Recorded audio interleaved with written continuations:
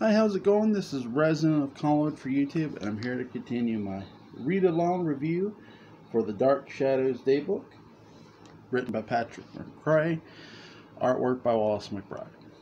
Episode 627, page 100. Will questions of life, death, Adam and Eve send Angelique into the arms of Satan himself? Victoria Winters, Alexander Moltke. Peter is seized by the police when Eve's body is found outside his hotel room. Angelique assures Adam that it was for the best, and the blame will hang on others. Julia starts when Tom Jennings' twin brother Chris arrives to investigate the happenings in Collinsport, but implies that he doesn't stay in one place for long. Meanwhile, Angelique prepares for Nicholas' departure by consulting the devil. This is Alexander Moltke's last episode and Chris Jennings' first. The show passes the baton very neatly and subtly in this episode. It is a great sport to split the program into two different parts, somewhat because there are dozens of two different parts in the series.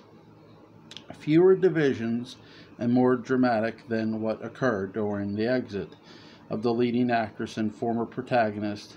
No, the character didn't go away with Moltke's exit, but the fuse was certainly lit. At this point, chicken truly meets egg. Did the progression and evolution in tone edge out Victoria Winters? Or was that tonal change only allowed by her eventual absence? I lean towards the latter. Even though the show had already ascended to the loftiest heights of daytime imagination, it seemed cosmical, obligated to return to Vicky. Makes sense. She was kind of the main character after all, intended to be a spunky problem solver and audience surrogate, while she certainly served as that very surrogate. There's only so much that a naive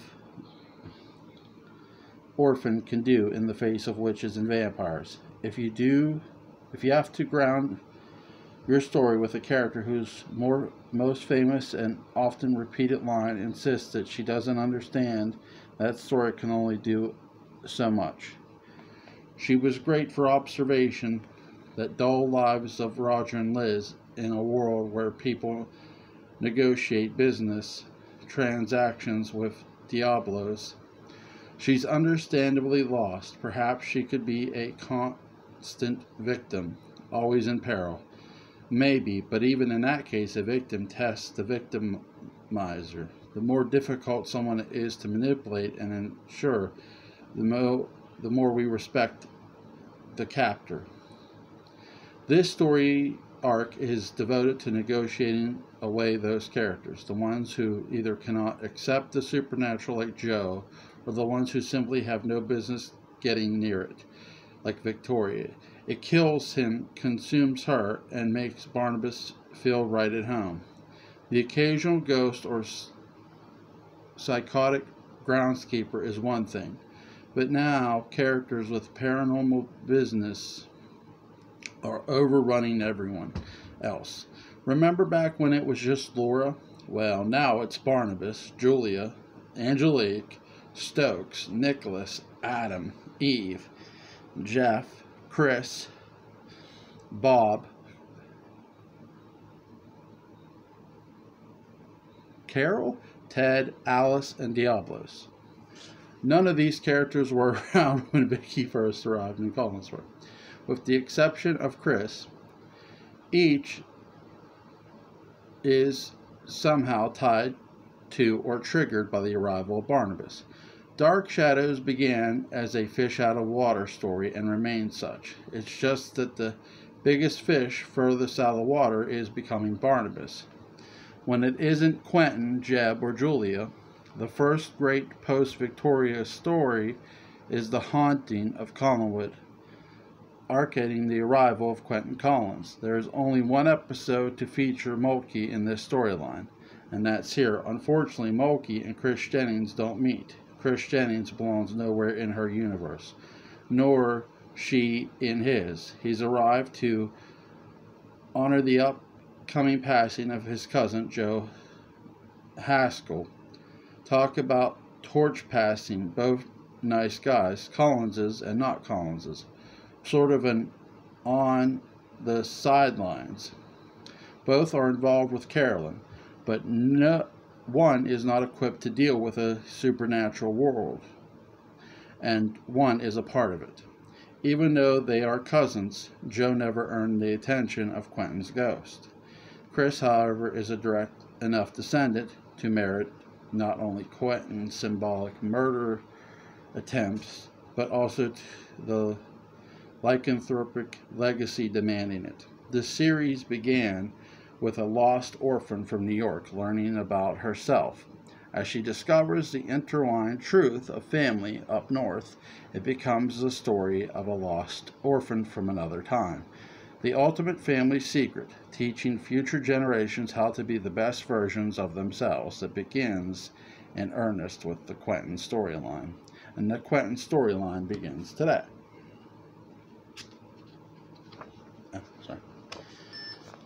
Episode 628. When Nicholas with Nicholas falling head over heels and Angelique getting a little too cozy, Diablos finds that the water may be too hot even for him. Diablos. Dune Morris? Sorry if I mispronounced that. In a shadowy underworld, Angelique rats on Nicholas to a cloaked figure named Diablos. He puts her in charge of Nicholas's punishment. Meanwhile, Julia reveals Eve's death to Nicholas. He relates this to Adam, and it seems as if they might need to leave town. Suddenly, a hypnotized Maggie appears, and from her mouth, Diablos tells him that his trial is imminent. And now Diablos, and by Diablos I mean Satan. In an era when horror is shtick, it can be hard to remember exactly how taboo the genre once was. Even in parts of American South of 1997, it was far easier to find scholar school teachers afraid to put up witch, ghost, skeleton Halloween decorations than it was to buy a devil costume. So crank the Wayback Machine. Yeah, all the way back 30 years, and the world reactions to Dark Shadows are sadly predictable. Parts of the country bullied TV stations into censoring the program, and Jack Schick's minions feasted windshields with tracts against the show. It's an occasionally free country, so good for them, and good for Dan Curtis and ABC for doubling down. No one's going to cite the appearance of Diablos as a profound blow for civil liberties on the level of Captain Kirk kind of kissing your, except, anytime someone tells you not to do something and they tell you not to do it because of reasons you can't see, smell, or poke with a stick, it can be considered a cosmic obligation to do it. Even if they called him Diablos, his appearance was a political statement. It was a rejection of the reasons that many people objected to the show. Normally, storytellers avoid pulling out their biggest guns. Doing so leaves them no other place to go. But not only was it a bold gesture of narrative, going there was about as evil as you could get. Once that went on the air and no one was fired, Curtis was pretty much safe to do anything else. It doesn't hurt that Diablos is a ludicrous figure dressed in a monk's robe and seated behind a desk on a little dais, like the host of a Vatican show,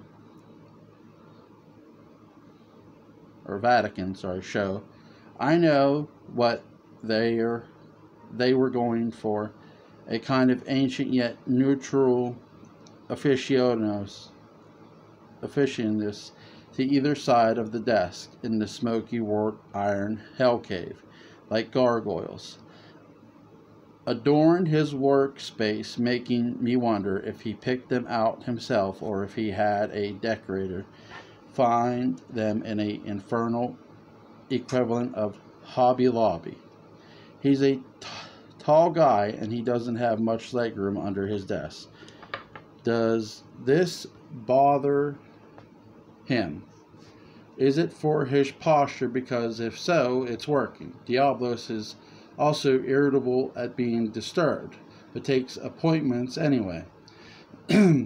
He doesn't get the latest news. He begins sentences with things like, from what I know, what kind of overlord is he? He can't keep tabs on things better than that. He has no real idea what Nicholas is up to, staying ignorant of his agent having an affair behind his back. Then he fumbly trusts Angelique, despite her being in secret double probation to punish him. For the guy who wants a master race to rule humanity, Diablo seems like he's just going through the motions. Nowadays, he even sounds bored. Which is great. For all of the snoring, ranting, cursing, howling, and blood squirting that we could see the devil doing, instead he's just a guy at a desk like any other network executive. He had a pudding set or a Newton's cradle with those 4 balls that rocks back and forth. I wouldn't be surprised. Later, when he contacts Nicholas, he has to go through Maggie's mouth to do so, which is another piece of bureaucracy that must frustrate him. It turns the show into a supernatural get smart episode, which works since Humbert Alfredo sounds like Don Adams. At least he gets his own lightning, which is predictably red, of course. Why he gives Nicholas a day to prepare for judgment is beyond me. Not much to do in hell, I suppose, so he has to stretch it out. I know I would. Episode 633 and 634. When Nicholas presents Maggie as his satanic spouse and life force candidate, can Barnabas defeat him before his master race becomes a reality? Barnabas, Jonathan Fred. Nicholas conducts a black rite that bonds Maggie to him. He takes her to become the life force for Eve. Barnabas, who is already horrified, is made even more so by Maggie's love-struck loyalty to Nicholas. As the experiment begins, Maggie's pain becomes unbearable to watch. Knowing that this is his only chance to end Nicholas once and for all, Barnabas smashes the electrical equipment, killing Eve at last and sending a terrified and powerless Nicholas running. Barnabas gives pursuit with every intent to kill him, but Diablos claims Nicholas first as Barnabas laughs at the spectacle. Meanwhile, Maggie revives with Julia, but seems to be in a haze that is connected to her time as a prisoner in the old house. Will she remember at last? Adam escapes and charges into Columnwood, furious that his mate is no more.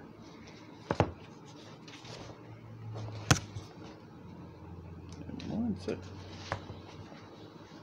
Oh, guys, I gotta show you something before I read. Check this out. Check that out.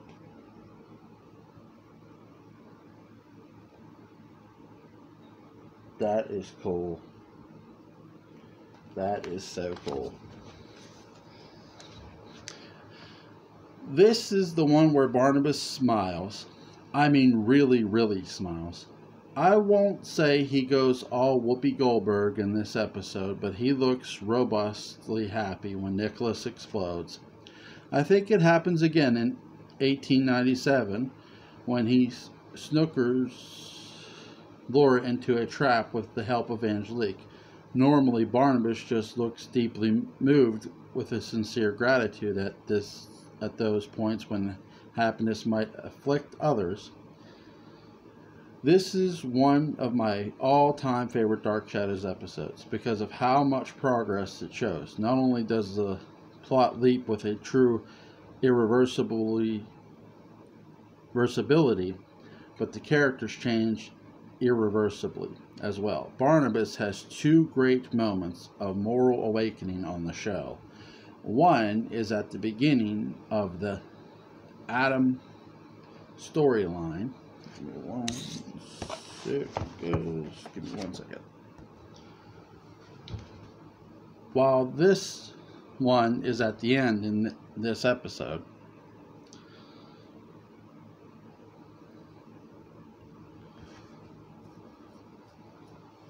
the arc begins when Barnabas is left alone with Jeff Clark, who is about to be mutilated, to soften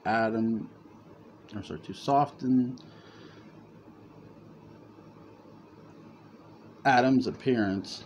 He frees him. Although he knows it will probably squash his chances with Vicky, his moral compass is recognized for the first time since Angelique began her campaign.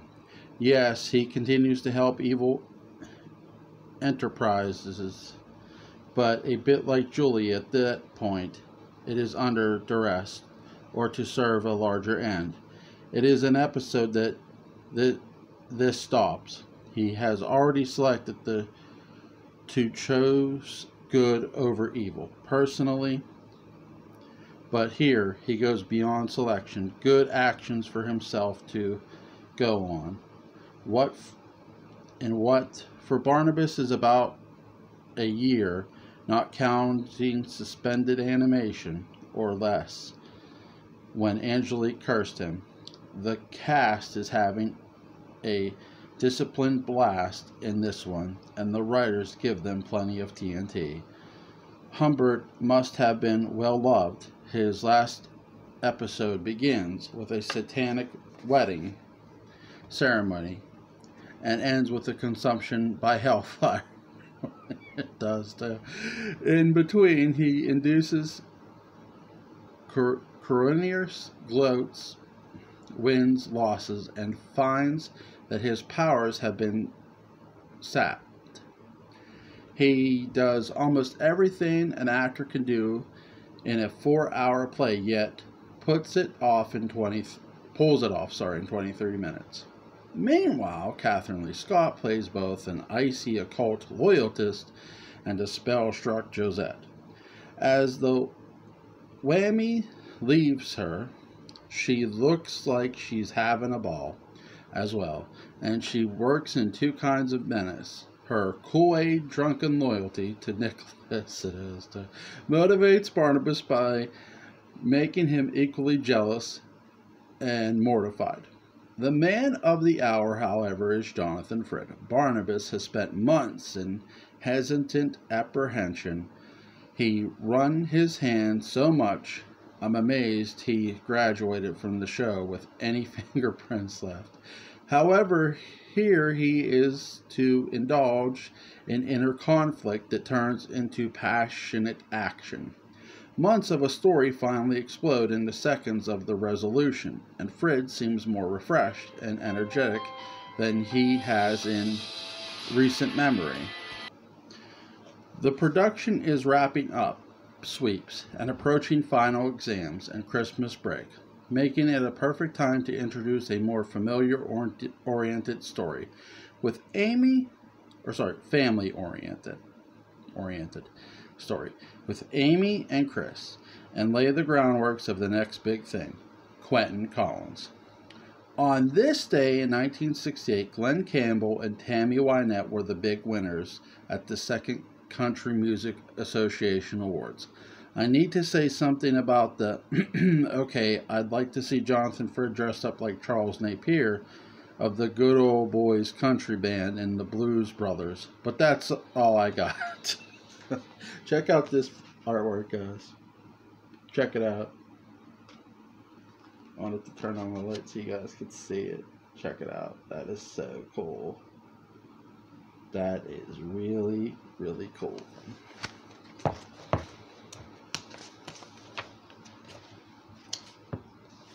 Check it out, guys. That is, check the skull, the wings. That's cool. 1969, Echo of the Past. As Barnabas and Julia render comfort to a ailing werewolf, David and a young guest unleash a vengeful ghost from 1897. Episode 639. What deadly secrets will be revealed in a simple phone when David and Amy explode the hidden recesses of Columnwood? Amy Jennings, Denise Nickerson. Amy Jennings' first day as a permanent guest at Columnwood, and in the process ends of exploring a sealed-off wing with David. There, they begin speaking on a telephone to a mysterious presence calling himself Quentin. For better or worse, Amy is in the house, and the change implies everything we suspected about young Roger and Elizabeth. And the Collins way before Victoria anyway. It gives us great vision of what it was like to grow up at Columnwood, too. Down the rabbit hole, who's with me? Really? That's all? Well, fine. Wait here, have a sandwich. It's vital to remember that in 1968, the year of 1897, was only 71 years prior to filming. Not that long before, cosmically speaking for us, that's like being haunted from 1947, a year my father remembers well. The episode was shot in an outstanding 50 years prior to now. That's right, this is the 50th anniversary of the first utterance of Quentin's name. It's weird to look at it, what 50 years can mean, since I have your attention, and just to think out loud, 50 years prior to its taping, the year was 1918, from the other direction. That's only 21 years after 1897, making it 1 year after Elizabeth Collins was born. In real life, it's also the birth year of Dennis Patrick, making him 8 years younger than Joan Bennett, who was born in 1910, just 13 years after 1897. For the hell of it, Jameson Collins was only 33 years old when he became a father in 1918. Dark Shadows actors who were around at the age of 33 when the series was shot were Jerry Lacey, John Carlin, and Diana Malay. At the age of 33, Jameson Collins is only 6 years older than was Quentin when he met him in 1897. For a reference point, he had been alive, would have been only 48 in 1918, which is just 1 year older than Wallace and I. David Selby was born in 1941. He wouldn't be at Quentin's age in 1918, age of 48, until 1989. Because Dark Shadows and its cast have been with us for 52 years, and because the show itself, like American Bandstand, deals with time travel, arrested aging, and a mappable destiny, I think these finer points of chronology to be inordinately fascinating. It's especially arresting here because the essence of the program is knit up in dealing with the past. even if that past is in recent memory. When we meet Liz, she's torturing herself for decisions she made 18 years prior. Unlike the 171 years Barnabas was in stasis, 18 years is a span of time that's easy to manage. More so with every passing year. I can remember 18 years prior with disturbing ease. This makes 1897 just long enough in the past to be exotic, and just close enough to actually be relevant to the characters. With the elaborate clothing, unusual props, and ordinate hairdos, it's easy to forget that we're basically dealing with Roger and Liz's dad when he was David's age. If you're an adult who can remember his grandfather, you're Roger remembering Edward. This all begins to give Dark Shadows an immediately dynastic continuity. And with that, a sense that we are seeing slices of one epic story rather than zipping around from the distant 1790s to the present. Working backwards, we now have a thread from David to Roger, Roger to Liz to Jameson, Jameson to Edward, Edward to Gabriel's son, that's son to Gabriel, and from Gabriel to Daniel. At this point, it gets weird because we don't really know the relationship that Daniel's father had to Joshua's father. This is what makes sense, and it's kind of cool in 1169. When Barnabas is cured for the last and most important time, it's mentioned that his great-uncle Amadeus was a prosecutor in the Judah Zachary trial. Amadeus was the brother of Collinsport founder Isaac Collins. That works out to Isaac being Joshua's grandfather. Isaac got the colonies in 1690, and he was at least 20. Joshua wouldn't be born until 1730, 40 years later. Unless Isaac was a very old father, that makes him Joshua's grandfather. So, it's from his brother Amadeus that we get the line that takes over Collinsport when Barnabas dies without an heir. It also explains why Judah Zachary largely bugs this other line and leaves Joshua and Barnabas alone. They had nothing to do with the trial. Daniel, Gabriel, son of Gabriel, Edward, Jameson, Roger, Liz, and David are all the direct descendants of the beatnik lawyer who made a hash of things for Judah at his trial.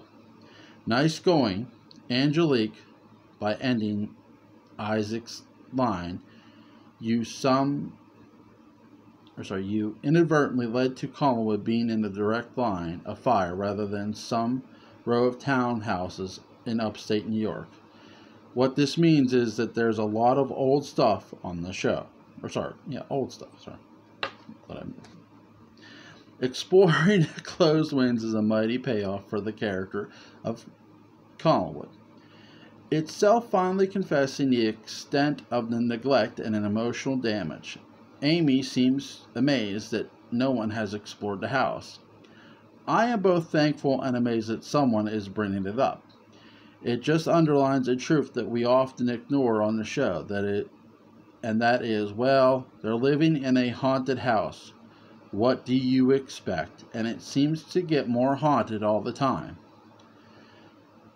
Like a perpetual motion machine of the occult. The situation with the widows is bad enough. Now, with Quentin finally working up the ectoplasm to reach out, Diablos only knows what's going to happen. It makes me appreciate what a strange household surrounded Roger and Liz as children. Look at their dad. What is life like if you grow up with what went on in the 1897 storyline? When you have been possessed by Count Petofe, when not meddling with the will hidden in your great-grandmother's room, temperature coffin, days ripe, and when you have been seen entire wings of your house shut down, isolated, boarded up, and cut off, along with a good share of the domestics in the process.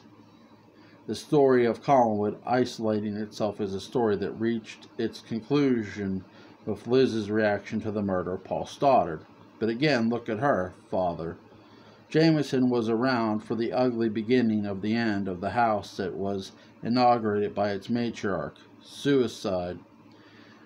He was around when the house was a home lively with Jenny and Laura and Quentin and Carl filling it with laughter and mischief, and reveals not yet ended, but it would end, and we witnessed that. How can one house be perpetually falling over the cliffs on which it's built, but never quite go over? That's the most supernatural occurrence of all. The toll is not on the structure that lives within, come and go, more than anything else. Columnwood is haunted by the perpetual death of joy, and the funeral has been going for nearly 200 years.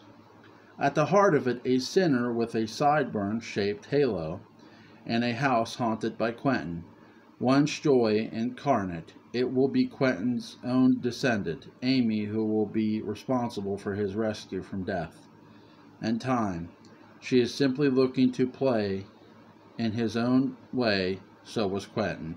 It was the quest to end boredom that was the source of his curse.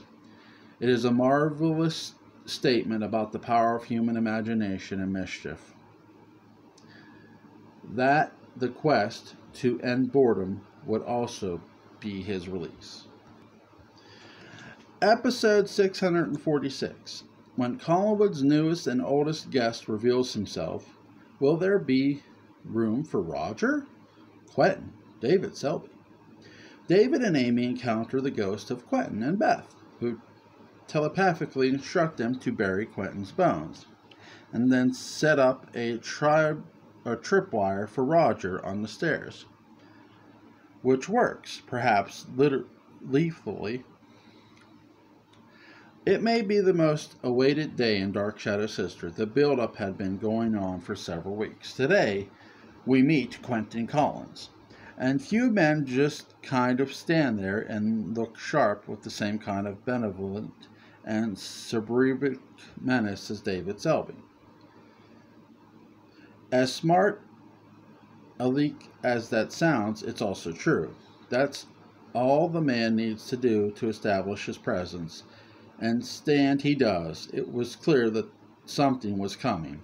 It was clear that he was named Quentin, and it was clear that it was the next big direction in the story, because, let's face it, Don Briscoe is too nice of a guy. Unlike the arrival of Barnabas, Quentin was coming into a series where anything could happen. That did a lot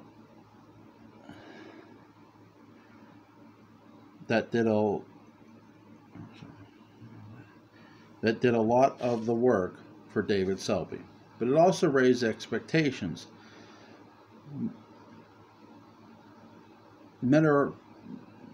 Meteorically, Quentin's first appearance is a masterpiece of performance, focus, lighting, makeup, and costume design.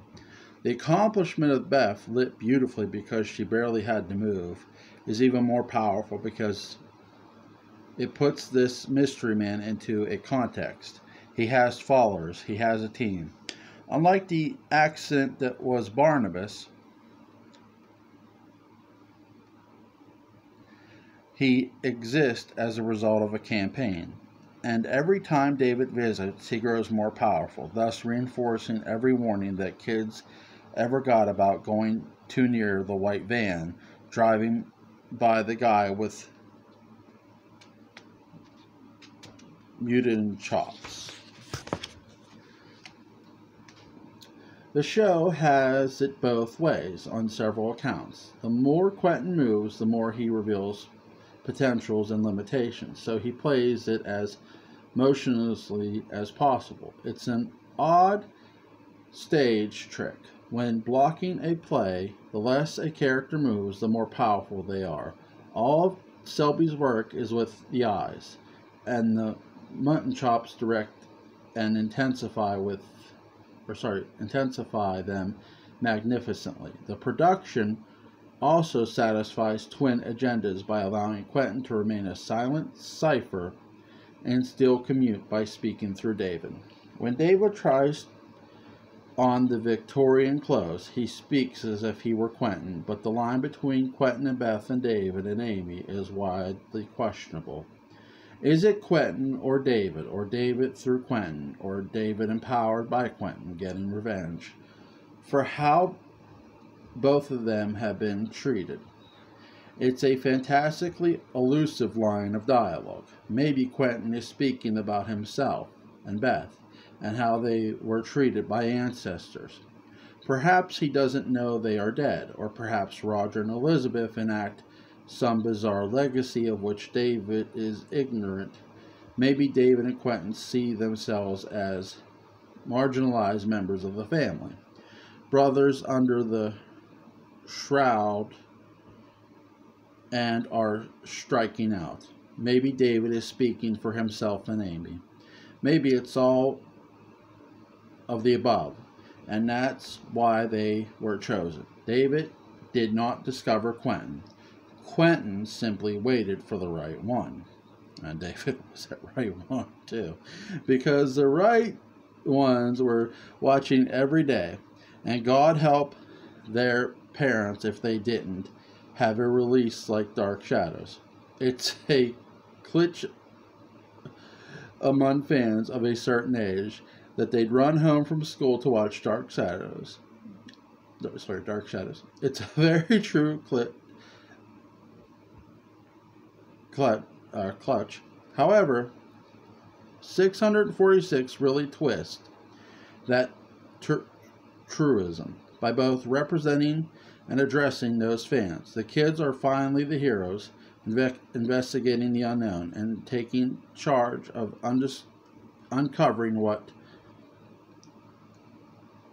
others had been too lackluster to discover. And they are also the villains, being moved by an entirely new figure who didn't just deal with them as curious happenstances, but as a target of his interest. It's easy to forget the sense of constant pain and unfairness that sits with an aware child, and don't think it's going very far to say that Dark Shadows fans are, if anything, aware. Both David and Amy are only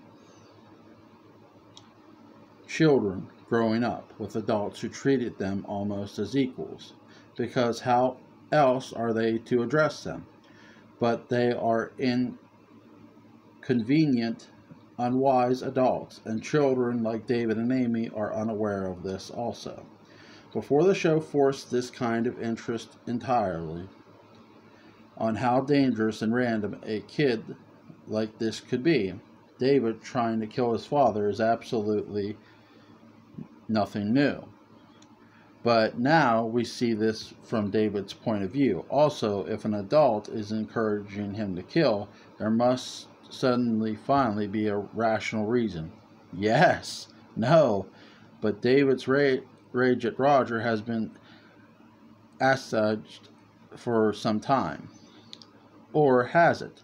It doesn't make much for Quentin to inspire more of it. Roger complains about David to Liz throughout the episode, and that's a chicken and egg passive aggression that a kid is going to notice. When Roger wonders if he made a mistake letting a child into the house, Liz asks if he means Amy. She wouldn't ask if David were not a likely answer as well. The storyline has a very political message between parent and child, because the tension between Roger and David has improved. Yes, but maybe not healed. Roger has yet to contemplate losing him, and David has yet to see whether Roger cares. Quentin was rejected by Jameson, who believed that he didn't care either. If he sees David as Jameson and sees Roger as the nearest adult in the lad's life, somewhere between Edward and himself, then perhaps he must prove that the Jameson spirit that an adult can't care. Even Roger. Ghosts have strange logic, but it's clear there is a logic. How will it involve Barnabas, or will Barnabas go away? The questions in the air will heady as the show revs up for 1969, the greatest year, and when the downfall was quietly began. Okay, guys, that's my read along for now. I'm going to come back later on today. I will be 652, 653 is where I'll begin reading. Page 111. I will see you guys later.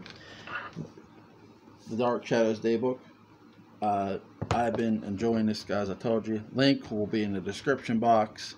I'll see you guys later.